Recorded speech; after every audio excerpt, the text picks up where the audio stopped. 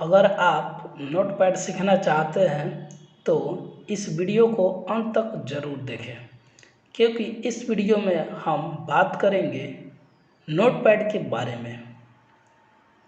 तो चलिए शुरू करते हैं। नोटपैड एक टेक्स्ट एडिटर प्रोग्राम है जिसमें हम नॉर्मल टाइपिंग वर्क कर सकते हैं। नोटपैड विंडो के साथ ही इंस्टॉल हो जाता है, यानी इसको अलग से इंस्टॉल करने की ज़रूरत नहीं होती है। ये हर कंप्यूटर और लैपटॉप में पहले से ही इंस्टॉल होता है। तो चलिए शुरू करते हैं नोटपैड।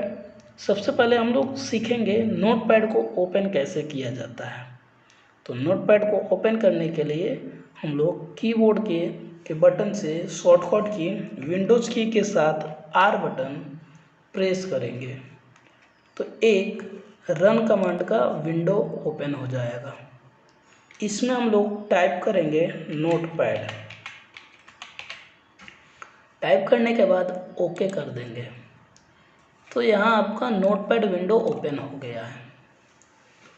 नोटपैड इस्तेमाल करने से पहले हम लोग जानेंगे नोटपैड के पार्ट्स के बारे में, कौन कौन से पार्ट्स दिया हुआ है इसका और क्या किस पार्ट का क्या यूज़ है उसके बारे में हम लोग जानेंगे। सबसे पहले हम लोग जानते हैं यहाँ जो लिखा हुआ अनटाइटल्ड नोटपैड, इस लाइन को हम लोग टाइटल बार के नाम से जानते हैं।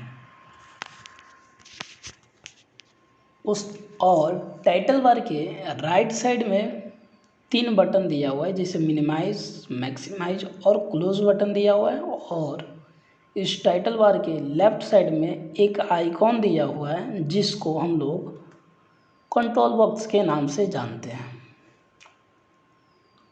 अब सेकेंड में जो दिया हुआ, दूसरा लाइन में जो दिया हुआ है, जैसे सेकेंड लाइन में दिया हुआ है फाइल, एडिट, फॉर्मेट, व्यू और हेल्प, इस लाइन को हम लोग मेनू बार के नाम से जानते हैं। उसके बाद यहाँ जो एक कर्सर जो दिख रहा है, ये लाइन जो दिख रहा है जो ब्लिंकिंग कर रहा है, इस लाइन को हम लोग कर्सर के नाम से जानते हैं। और ये जो आपका एरिया है जो ब्लैंक दिख रहा है, इसको हम लोग टेक्स्ट एरिया के नाम से जानते हैं। इस टेक्स्ट एरिया पे हम लोग कुछ भी टेक्स्ट, कोई भी टेक्स्ट टाइप कर सकते हैं। अब यहाँ जो राइट साइड में जो ये पट्टी दिख रहा है और बॉटम में यानी कि नीचे में भी एक पट्टी दिख रहा है, ये दोनों पट्टी को हम लोग स्क्रॉल के नाम से जानते हैं। इसका यूज होता है पेज को, ये राइट साइड वाला जो पट्टी दिख रहा है इसका यूज हम लोग page up and page down करने के लिए करते हैं। और बॉटम साइड में जो दिख रहा है उसका यूज़ हम लोग पेज को लेफ़्ट साइड से राइट साइड और राइट साइड से लेफ़्ट साइड करने के लिए इसका प्रयोग करते हैं। अब इसके जस्ट नीचे ये जो लाइन दिख रहा है जो लिखा हुआ है LN1 और COL28 लिखा हुआ है 100%, इस लाइन को हम लोग स्टेटस बार के नाम से जानते हैं। ये तो आपका रहा नोटपैड विंडो का पार्ट्स। अब हम लोग जानेंगे एक एक पार्ट्स का क्या यूज़ है, प्रत्येक पार्ट्स का क्या यूज़ है, उसका यूज़ हम लोग क्यों करते हैं, उसके बारे में अब हम लोग जानेंगे। तो इस वीडियो को आप अंत तक ज़रूर देखिए। सबसे पहले हम लोग जानते हैं टाइटल बार के बारे में। अगर हम कहते हैं कि इस लाइन को हम लोग टाइटल बार क्यों कहते हैं, इस लाइन को हम लोग टाइटल बार क्यों कहते हैं,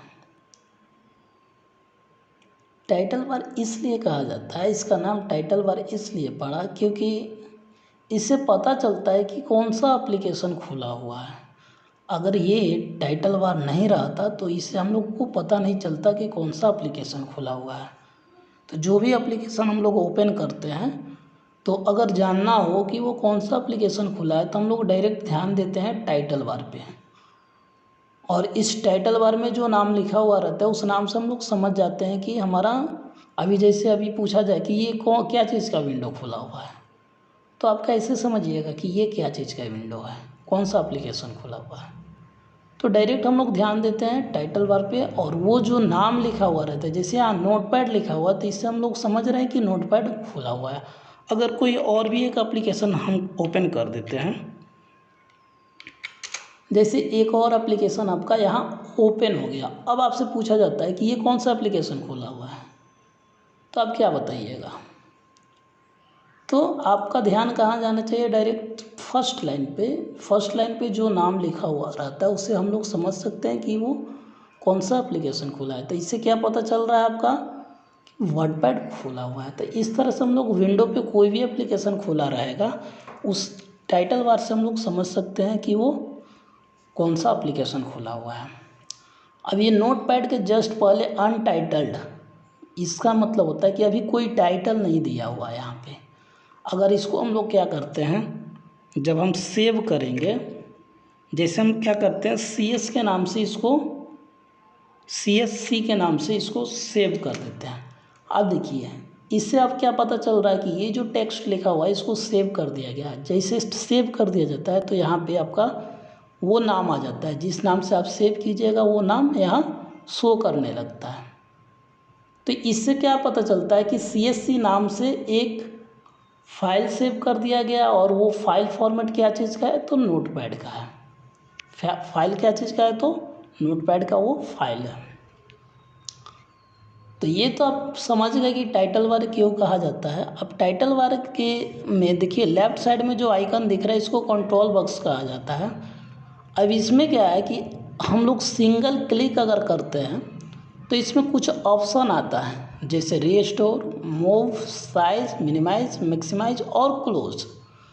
और सेम यही ऑप्शन, इसमें से 4 ऑप्शन, जैसे आपका क्लोज, मैक्सिमाइज, मिनिमाइज और रीस्टोर, ये 4 ऑप्शन आपका यहाँ राइट साइड में भी दिया हुआ है। जैसे एक मिनिमाइज हो गया, मैक्सिमाइज और क्लोज, और इसको जब हम इस पर क्लिक करते हैं तो अब यहाँ देखिए माउस पॉइंटर जब लाया जाएगा तो नाम क्या शो कर रहा है, रीस्टोर, यानी कि चौथा ये हो गया। ये चारों ऑप्शन आपका यहाँ कंट्रोल बॉक्स में भी दिया हुआ रहता है। अब हम लोग समझते हैं कि सब प्रत्येक ऑप्शन का क्या यूज़ है। जैसे फर्स्ट में दिया हुआ रीस्टोर, अभी जो हाईलाइटेड नहीं है, ये हाईलाइटेड कब होगा, जब आप इसको फुल स्क्रीन कीजिएगा तब। जैसे यहाँ मैक्सिमाइज पर क्लिक कर दिए, अब आते हैं हम ये कंट्रोल बॉक्स पे। अब देखिए ये रीस्टोर हाईलाइटेड हो गया। अब इस पर हम लोग क्लिक करेंगे तो फिर पहले जैसा हो गया। उसके बाद दिया हुआ है मूव। तो मूव का यूज़ होता है, अगर हम चाहते हैं नोटपैड को मूव कराना, इस विंडो को मूव कराना, तो हम लोग मूव करा सकते हैं, जिधर ले जाना हो उधर ले जा सकते हैं। उसके बाद दिया हुआ साइज। तो अगर हम लोग चाहें नोटपैड का साइज बढ़ाना, इस जैसे यहाँ ये छोटा साइज है, अगर हम चाहते हैं कि थोड़ा सा और बड़ा कर दे, टॉप साइड से या लेफ़्ट साइड से या राइट साइड से, जिधर से आपको छोटा बड़ा करना उधर से आप कर सकते हैं। यह सबसे आसान तरीका होता है साइज छोटा बड़ा करने के लिए। इस कॉर्नर पे या चारों किसी कॉर्नर पे भी आप माउस पॉइंटर को ले जाइएगा तो डबल हेडेड एरो आएगा, लेफ़्ट बटन लॉन्ग प्रेस किए रहिएगा। इससे आप छोटा बड़ा जैसे करना हो, जो भी साइज देना हो वो साइज आप दे सकते हैं। तो ये तो आपका साइज हो गया। अब आता है मिनिमाइज, मैक्सिमाइज, क्लोज, जो यहाँ पे भी दिया हुआ है। यहाँ से ही हम समझ लेते हैं। जैसे मिनिमाइज दिया हुआ है, अब मिनिमाइज का यूज़ क्या होता है, जैसे अगर हम काम कर रहे हैं अभी नोटपैड में कुछ काम कर रहे हैं, तब तक अचानक मेल करना पड़ जाए या कोई मेल आ जाता है, उसको हमको देखना है, तो नोटपैड को तो बंद नहीं करेंगे क्योंकि अभी इसमें कुछ और काम करना है। तो उस कंडीशन में हम लोग क्या करेंगे, मिनिमाइज कर देते हैं, और आपका जो मेल आया उस मेल को देख सकते हैं, या उस मेल को भेजना है तो भेज सकते हैं, या कोई भी काम करना हो वो कर सकते हैं नोटपैड को बिना बंद किए हुए। फिर अब उसको लाना है तो यहाँ टास्क बार में आपका यहाँ नोटपैड दिया हुआ है, इस आइकन पे क्लिक कीजिएगा, आपका फिर नोटपैड आ जाएगा। अब आता है मैक्सिमाइज। तो मैक्सिमाइज का यूज़ किस लिए किया जाता है, तो इसका साइज अगर छोटा करना हो तो कर सकते हैं, या अगर हम चाहते हैं कि एक साथ दो दो काम करें तो उस कंडीशन में भी कर सकते हैं। यहाँ क्लिक कर देंगे और इसका साइज छोटा करके एक साइड में रख देंगे। फिर हम चाहते हैं कि नोटपैड के अलावा वर्डपैड में भी काम करें, तो वर्डपैड को भी ओपन कर लेंगे और इसका भी साइज क्या करेंगे, छोटा कर देंगे। अब एक साथ में तो दोनों पे हम लोग काम कर सकते हैं, नोटपैड पे भी यहाँ टाइप कर सकते हैं और वर्डपैड में भी कर सकते हैं। उसके बाद आता है आपका क्लोज बटन। इसका यूज हम लोग करते हैं बंद करने के लिए, यानी कि नोटपैड को यहाँ से हम लोग बंद कर सकते हैं।